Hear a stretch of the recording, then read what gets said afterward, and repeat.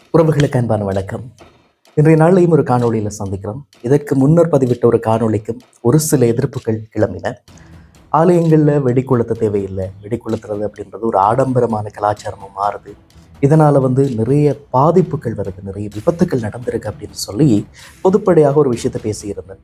அதுக்கு நிறைய ஊர்களில் இருந்து தொலைபேசி அழைப்புகள், சமூக வலைத்தளங்களோடான செய்திகள், அதாவது குறுஞ்செய்திகளாக வந்தது. இதில் எல்லாம் எங்களோட ஊரை பற்றி நீங்கள் பேசக்கூடாது, எங்களோட ஊர் வரலாறு தெரியுமா, நாங்கள் இப்படித்தான் செய்வோம், இன்னும் ஆடம்பரமாக செய்வோம் அப்படின்னு சொல்லியெல்லாம் நிறைய பேர் கதைச்சாங்க. உண்மையில் ஒரு விஷயம் தவறானது, இது தேவையற்றது அப்படின்னு சொல்லும்போது அதற்கு பல எதிர்ப்புகள் கிளம்புறது வழக்கம். எனவே அந்த அடிப்படையில் எந்த ஒரு ஊரையும் குறை சொல்லி அல்லது எந்த ஒரு ஊரையும் தாக்கி பேசவில்லை. பொதுவான விஷயம், இது சமூகத்தில் மாற்றப்பட வேண்டும் அப்படின்றதுக்காக பேசப்பட்ட விஷயம். எனவே அதற்காக வந்த எதிர்ப்புகள் இன்னும் தொடர்ந்து கொண்டிருக்கிறது. அதற்காக நான் பேசக்கூடிய நல்ல விஷயங்களை அல்லது மாற்றப்பட வேண்டும் அப்படின்னு சொல்லக்கூடிய விஷயங்களை பேசாமல் இருக்க முடியாது. அவரவர் சுதந்திரம், அவரவர் கருத்துப்படி நீங்கள் உங்களுடைய செயற்பாடுகளை செய்யலாம். ஆனால் இறைவன் ஒருவன் இருக்கிறான், பார்த்து கொண்டிருக்கிறான். உங்களுடைய ஆடம்பரம், உங்களுடைய ஆட்டம் எல்லாம் நீண்ட நாட்களுக்கு கிடையாது என்பதை சொல்லிக்கொண்டு இந்த காணொளியில் பிள்ளைகளை வளர்ப்பது எப்படி, பிள்ளைகளை பராமரிப்பது எப்படி என்று சொல்லி பல காணொளிகள், பல தகவல்கள், பல செய்திகள் ஒவ்வொரு இடத்திலும் விழிப்பூட்டல்களாக செய்யப்படுகிறது. ஆனால் பிள்ளைகளை எப்படி வளர்க்கக்கூடாது என்பதும் சொல்லப்பட வேண்டிய ஒன்றாக மாறியிருக்கிறது. இது காலத்தினுடைய கட்டாயமாக இருக்கிறது. காரணம், தற்காலத்தில் நாங்கள் கலைகாலம் அப்படின்னு சொல்கிறோம். காரணம், எல்லா விஷயங்களிலும் ஒரு வித்தியாசமான ஒரு மாற்றம் வந்திருக்கிறது. ஒரு குறிப்பிட்ட காலத்துக்கு முன்னாடி யோசிச்ச விஷயங்களை இப்போது யோசிக்க முடியாது. இப்போது பல மாற்றங்கள் வந்துவிட்டது. அப்படி இருக்கையில் எங்களுடைய பிள்ளைகளை நாங்கள் எப்படி வளர்க்க வேண்டும் என்பதற்கு சில விஷயங்களை நாங்கள் பெற்றோர்களாக இருக்கக்கூடியவர்கள் கவனத்தில் எடுக்க வேண்டிய தேவை இருக்கிறது. பெண் பிள்ளைகளாக இருந்தால் அவர்களுக்கு நீங்கள் ஆரம்பத்திலிருந்தே உங்களுடைய குடும்ப நிலை பற்றி சிறிது சிறிதாக தாய்மார் புரிய வைக்க வேண்டும். உங்களுடைய குடும்பத்தினுடைய பொருளாதார சிக்கல் அல்லது பொருளாதார நிலைமை எப்படி இருக்கிறது, உண்மையில் தந்தை உழைத்தால் தான் அன்றைய நாளில் தனக்கு உணவு அல்லது அன்றைய நாள் செயற்பாடுகளை செய்ய முடியும் என்கிற நிலையில் பல குடும்பங்கள் இன்றும் இருக்கிறது. அப்படி இருக்கையில் அந்த குடும்பத்தில் இருக்கக்கூடிய ஒரு பிள்ளை எனக்கு இது தேவை அது தேவை என்று ஆரம்பத்தில் கேட்கிற போது அதனை நாங்கள் மனம் கோணாமல் எங்காவது கடனைப்பட்டாவது வாங்கி கொடுப்போம் என்று சொல்லி கொடுத்து விட்டால் அடுத்தடுத்து அவர்களுடைய அந்த கேள்விகள் அல்லது அவர்களுடைய தேவைகள், அவர்களுடைய ஆசைகள் பெருகி கொண்டே இருக்கும். எனவே கேட்கின்ற போதெல்லாம் கேட்கின்றவற்றை நீங்கள் வாங்கி கொடுக்க வேண்டியவர்களாக மாறுவீர்கள். அப்படியானால் கேட்கின்ற பிள்ளைகளுக்கு எதுவும் வாங்கி கொடுக்க கூடாதா என்று கேட்டால் அப்படி கிடையாது. அந்த பிள்ளைக்கு அப்போதே புரிய வைக்கலாம், இது விலை உயர்ந்தது, இந்த பொருளை வாங்குவதற்கு என்னிடம் பணம் இல்லை, அப்பா உழைத்த காசிலே இவ்வளவுதான் இருக்கிறது, இதற்குள் வாங்கக்கூடியது இதுதான், இதைவிட அழகாக இது இருக்கும் என்று சொல்லி அந்த பிள்ளையினுடைய மனதிலே ஒரு மாற்றத்தை விதைத்தால் கண்டிப்பாக அதனை ஏற்றுக்கொள்ளக்கூடிய பக்குவம் சின்ன பிள்ளைகளுக்கு, குழந்தைகளுக்கு இருக்கிறது.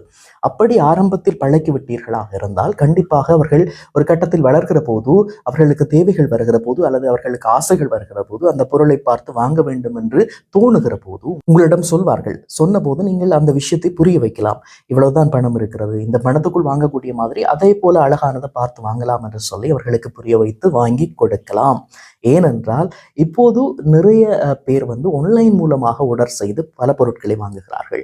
வீட்டில் அம்மா அப்பாவுக்கு தெரியாது என்ன பிள்ளை ஆர்டர் செய்கிறது என்பது தெரியாது. கடைசியாக அந்த கொரியர் சர்வீஸ் செய்யக்கூடியவர்கள் காலடியில் நின்று அந்த பேரை சொல்லி அழைக்கிற போது ஒரு பார்சல் வந்திருக்கு அப்படின்னு சொல்லும் போதுதான் அம்மாவுக்கோ அப்பாவுக்கோ தெரியும். அப்ப அது பெரிய பொருளாக இருந்தால் ஒரு 10,000 5,000 அப்படின்னு சொல்லி கணக்கில் வரக்கூடியதாக இருந்தால் அதனை கொடுப்பதற்கு அந்த நேரத்தில் அந்த தாய் தந்தையிடம் பணம் இல்லை என்று சொன்னால் அதற்கும் ஒரு சண்டை, அதற்கும் ஒரு குழப்பம் வருகிறது பல இடங்களில். எனவே இந்த நிலைமை மாற வேண்டுமாக இருந்தால் சின்ன வயதிலிருந்தே அவர்களை நீங்கள் கண்காணிக்க வேண்டும். அவர்களுக்கு என்ன தேவை என்பதை சரியாக வாங்கி கொடுக்க வேண்டும். ஆனால் தேவையற்ற ஆடம்பர பொருட்களை அப்போதே அகற்றிவிடலாம். இதைவிட இன்னொரு விஷயம் இருக்கிறது. உங்களுடைய பிள்ளைகளுக்கு இப்போது அதிகமாக தொலைபேசிகளை கையிலே கொடுத்து வைத்திருக்கிறீர்கள். அதே போல தனியான அறைகளையும் கொடுத்து வைத்திருக்கிறீர்கள். அங்கே என்ன விதமான உரையாடல்கள் நடக்கிறது, எப்படி அவர்கள் தொடர்பாடலை மேற்கொள்கிறார்கள் என்கின்ற விஷயங்கள் கண்காணிக்கப்படாமலே இருக்கிறது. இது இப்போது இருக்கக்கூடிய மிகப்பெரிய பிரச்சனை. எனவே அந்த நிலைமையும் மாற வேண்டும். அந்த நிலைமையும் கண்காணிக்க வேண்டியது பெற்றோர்கள், குறிப்பாக தாய்மாருடைய கடமை. பெண்களுக்கு சொல்லிட்ட ஆண்களுக்கு கிடையாதா, ஆண்கள் எல்லாருமே நல்லபடியாத்தான வாழ்றாங்க அப்படின்னு சொல்லி கேட்டால் ஆண்களை வளர்க்கிற போது இன்னும் அவதானமாக இருக்க வேண்டும். ஆண் பிள்ளைகளை ஆரம்பத்திலிருந்தே நாங்கள் கண்காணிக்க வேண்டும். குறிப்பாக தந்தையினுடைய கண்காணிப்பு மிக மிக அவசியம். இருந்தாலும் தாயும் அதனை அவதானிக்க வேண்டும். மிக முக்கியமாக ஆரம்பத்திலிருந்து அந்த பிள்ளை யாரோடு சேர்க்கிறது, யாருடைய குழுவோடு தெரிகிறது என்கின்ற விஷயங்களை நாங்கள் அவதானிக்க வேண்டும். அவருடைய வயதை ஒத்த பிள்ளைகள் நண்பர்கள் என்று சொன்னால் பரவாயில்லை. அவருடைய வயதை விட கூடியவர்கள் மூத்தவர்களோடு அவர்கள் சந்தியில் குந்தி இருக்கின்ற நிலை வருகிறது என்று சொன்னால் இன்னும் கொஞ்சம் அவதானத்தை கூட்ட வேண்டும்.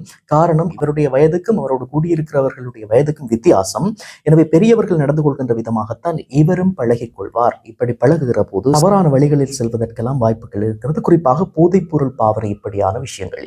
எனவே உங்களுடைய பிள்ளை சந்தியில் இருக்கிறது அல்லது யாரோடு மோட்டார் சைக்கிளில் சுற்றித் திரிகிறது என்று சொல்லி உங்களுக்கு சில வேளை தகவல் வரலாம். உங்களுடைய உறவினர்களோ நண்பர்களோ அல்லது ஊரவர்களோ யாரோ ஒருவர் வந்து சொல்லலாம், இப்படி திரிகிறான், அது சரியில்லை அப்படின்னு சொன்னால் நீங்கள் உங்களுடைய பிள்ளை மீது நம்பிக்கை வைக்க வேண்டாம் என்று சொல்லவில்லை. நம்பிக்கையை வைத்துக் கொள்ளுங்கள். ஆனால் கொஞ்சம் அவதானித்து பார்த்து அது அப்படி நடக்கிறது என்று சொன்னால் அதிலே மாற்றத்தை விதைக்க வேண்டியது உங்களுடைய பொறுப்பு.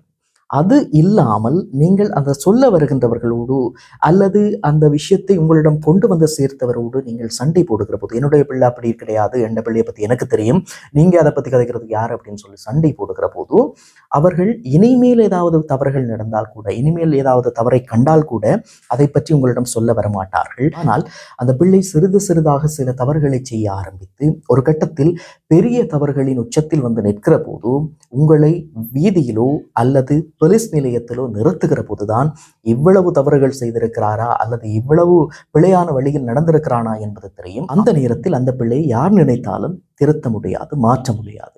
எனவே சிறு வயதிலேயே உங்களுடைய பிள்ளைகள் தவறு செய்தால் தண்டிக்க பழகுங்கள். யாராவது ஒருவர் அந்த பிள்ளை இப்படி நடக்கிறது என்று சொன்னால் அதனை அவதானித்து பாருங்கள். உண்மையில் அப்படியான செயற்பாடுகள் நடந்தால் அதற்கு தண்டனை கொடுங்கள், அதற்கு கண்டிப்பு செய்யுங்கள். இல்லாவிட்டால் உங்களை எதிர்காலத்தில் அவர்கள் குற்றவாளி கூண்டில் நிறுத்தக்கூடியவர்களாக வளர்வார்கள். உங்களுடைய பெயர் சொல்லும் பிள்ளையாக வளர வேண்டுமாக இருந்தால் உங்களுடைய அவதானிப்பு என்பது மிக மிக முக்கியம். தற்காலத்தில் அதிகமாக போதைப்பொருள் பாவனைக்கு அடிமையான சமூகமாக இளைய சந்ததி மாறிக்கொண்டிருக்கிறது. அதற்கு காரணம் பெற்றோர்தான். மிக முக்கியமாக அவதானம் செலுத்தாமை, மற்றது உறவினர்கள் நண்பர்கள் ஊரவர்கள் வந்து சொல்கின்ற விஷயங்களை பொறாமையில் சொல்கிறார்கள் என்று நினைத்து கொண்டு அவர்களை கேவலப்படுத்துவது அல்லது அவர்களோடு சண்டை போடுவது, இதனூடாகவும் உங்களுடைய பிள்ளைகளை இழக்கிறீர்கள் என்பதை மனதில் வைத்துக் கொள்ளுங்கள். உங்களுடைய பிள்ளைகள் தான் எதிர்காலம். எனவே அவர்களுக்காக நீங்கள் வாழ்கிறீர்கள். அவர்களை கண்டிப்போடும் தண்டிப்போடும் மகிழ்ச்சியோடும் வாழ வைக்க வேண்டியது உங்களுடைய கடமை, உங்களுடைய கையில் தான் இருக்கிறது. எனவே இந்த காணொளிக்கும் சில வழிகளில் எதிர்ப்பு கிளம்பலாம். எதிர்ப்புகளை கண்டு பயந்துவிட முடியாது. நல்ல விஷயங்களை விதைப்போம். அது என்றோ ஒரு நாள் மாறும் என்ற நம்பிக்கையில் தொடர்வோம். நன்றி. மற்றும் ஒரு காணொளியில் சந்திக்கலாம்.